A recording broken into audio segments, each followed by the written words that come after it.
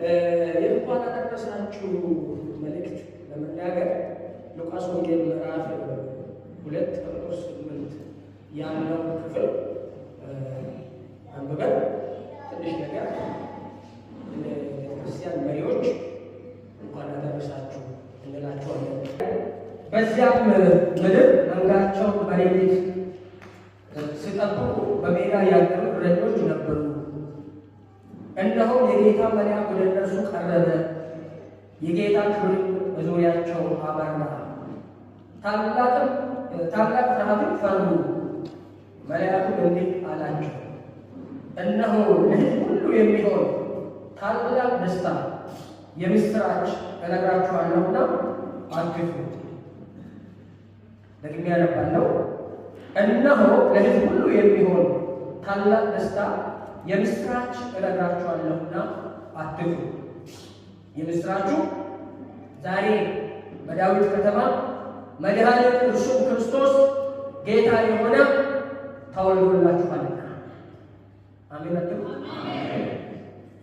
እርሱም ዛሬ አትፍሩ። ዛሬ በዳዊት ከተማ መድኃኒት እርሱም ክርስቶስ ጌታ የሆነ ተወልዶላችኋልና።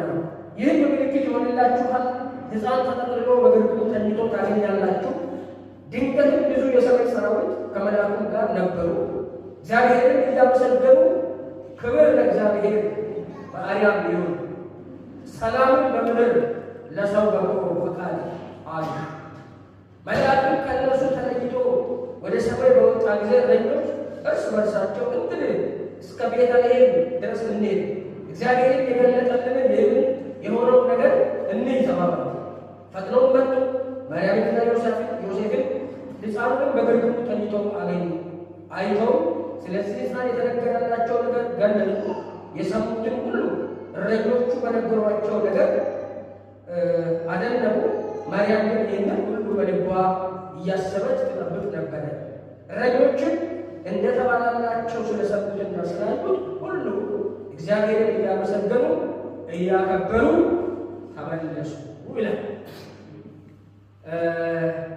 እንደ ጎተራ ቃልዮት ቤተክርስቲያን መሪዎች ሁላችሁም እንኳን ለጌታችንና ለመድኃኒታችን ለኢየሱስ ክርስቶስ የልደት መታሰቢያ በዓል በሰላም አደረሳችሁ አደረሰን እላለሁ።